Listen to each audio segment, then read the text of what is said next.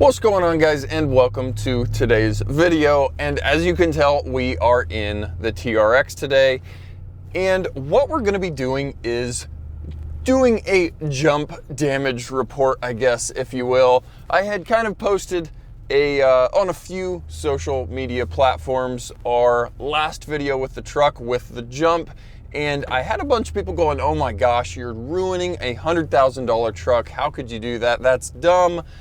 And my kind of reply was, I'm doing it in the safest way possible. We had a smooth takeoff, a smooth landing. Yes, we did find the skid plate there on one of those jumps, but I'm using the truck as advertised. But you know, people were talking about, oh my gosh, you're doing damage. You're doing damage you're not going to be able to see. You're doing latent damage.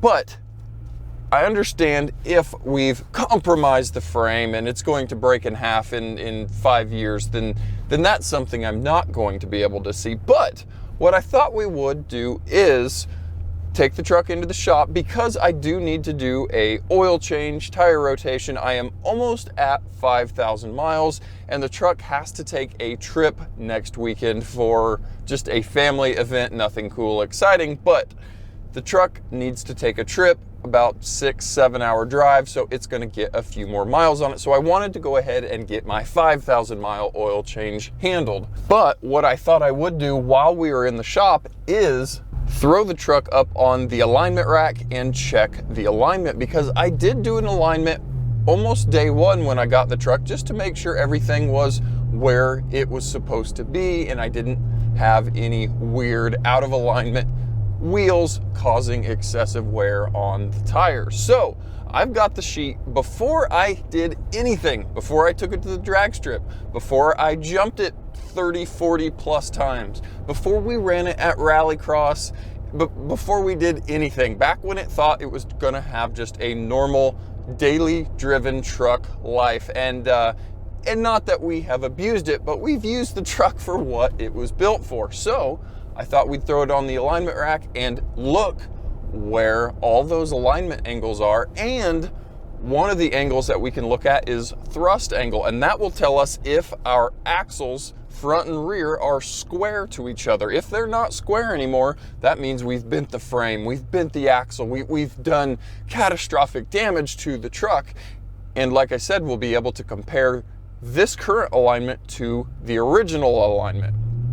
So that's what I'm doing today. I'm heading into the shop. Like I said, oil change, rotate, check things over. We'll throw it on the alignment rack, and we'll compare the before and after alignment sheets. But before I can make it to the shop, I've got to stop at the gas station, because TRX life is absolutely no fuel in the truck at almost all times, because the fuel gauge moves so quickly. So I'm going to stop at the gas station, fill this thing up with fuel, and then we'll get to the shop. So I will see you guys there.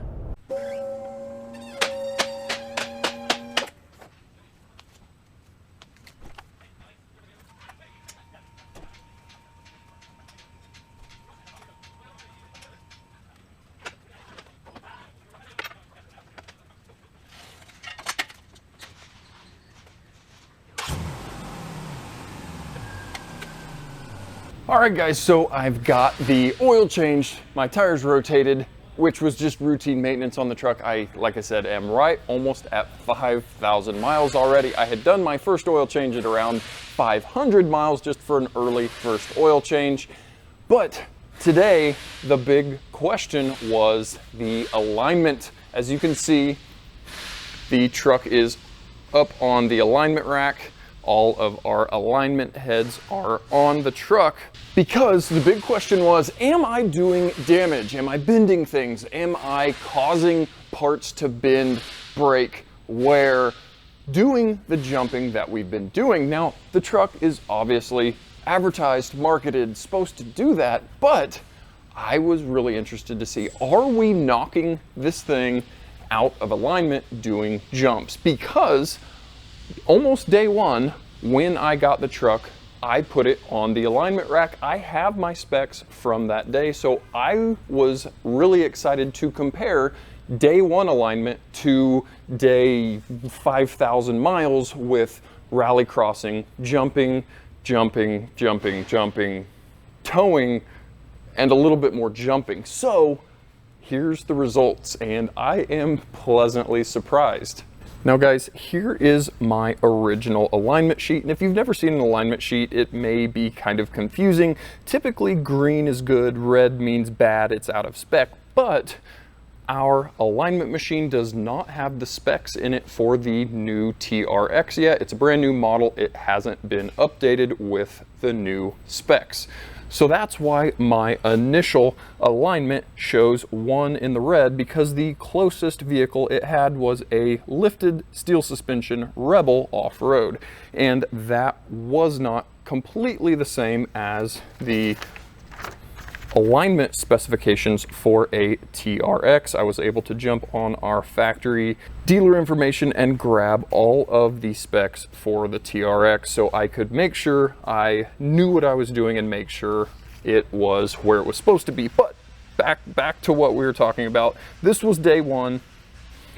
The camber, yes, I know that's red, but ignore that because the spec is negative 0.5 camber left and right, and as you can see, we're within 1/10 of a degree left and right. Our caster is where we want it to be, our toe is where we want it to be, and if we come down to the thrust angle, we are at 0.03. So again, we have very little thrust angle. That's how crooked the vehicle drives down the road. So going from day 1 to today, after jumping, rallycrossing, and jumping a lot more, here's where we stand. And if you can see, there is going to be a little bit of discrepancy between the day 1 and day now, because yes, it's an expensive alignment rack, and yes, the alignment heads are the same, but there's gonna be a little bit of deviation from day to day. I could probably take this truck off the alignment rack, put it back on it, and some of the numbers would read slightly differently. So take it with a grain of salt, seeing a 1/10 or 2 of a degree difference on some of these readings. But what we were really worried about was seeing something massively out of spec, which would obviously show you we are beating this truck, we're breaking this truck, and that is what we were looking for. So as we look, our camber is almost identical. We had 4 and 6, we are at 5 and 7. Our caster, we were at 4.3 and 4.9. We're at 4.5 and 5.0. Obviously still very much within spec. And another thing that wears tires very quickly is the toe angle. And again, that day we were total toe of 0.1. Both of our individual toes were in.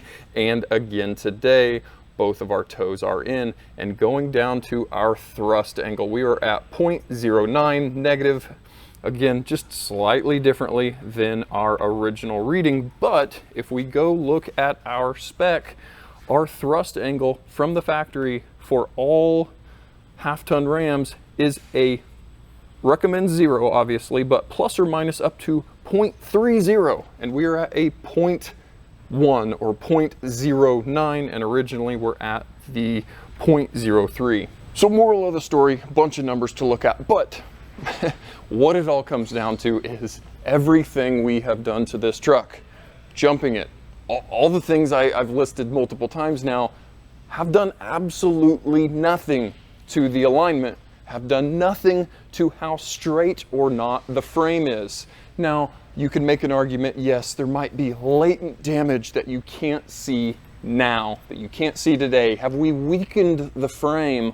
But Ram boasted and boasted originally in the press release videos how much they strengthened and worked on this frame, how much stronger it is than a normal half-ton Ram frame. So I'm taking what they said with a little bit of, truth, because there is a ton of plating, gusseting, extra brackets on these TRX frames versus a normal Ram 1500.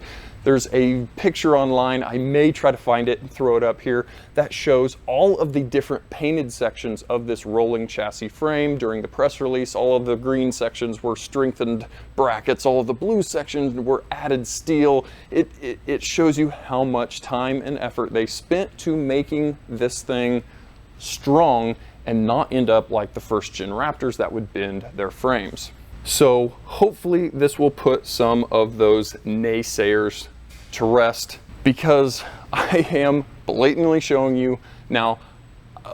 You know, of course I could have messed with the alignment angles before turning the camera back on, but hopefully you trust me enough. I put the thing up on the rack, set the heads up, and pulled the camera out. So the truck has taken everything we have thrown at it and not knocked anything out of alignment. I'm not wearing tires poorly. I don't have a bent frame. I don't have a frame that's shaped like a diamond and driving down the road sideways. Everything that we've done to this truck as of now has not affected it in the slightest. Now I will take you underneath and show you a little better view of our skid plate that we have rubbed the paint off of, and we are down to some bare aluminum on that skid plate. But as the name goes, it is a skid plate, and that's kind of what it's there for. Yes, it looks scruffy now on the bottom, but again, that's what it's there for. It's there to protect the frame. It's there to protect the suspension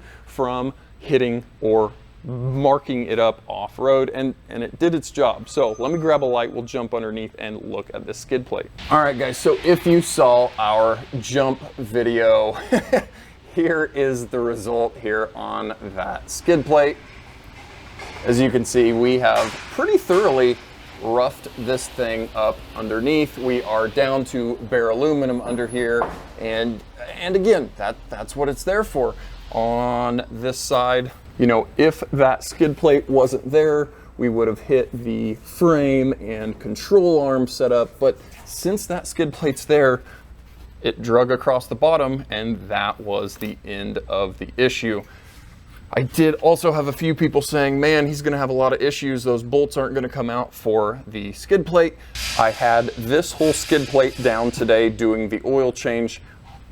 All the bolts came out like every other TRX I've ever touched. They spun right out. None were bent, none were damaged, none were galled. The threads weren't damaged. They just spun right out. So yes, they're a little bit scruffy on the bottoms, but it did nothing to the truck. The frame is untouched. This back skid plate is untouched. Nothing got touched other than our big main skid plate. And that's what it's there for. Well guys, it was not much of a action-packed video, but sometimes you've got to do a little bit of maintenance on your vehicles, and that's what I did today.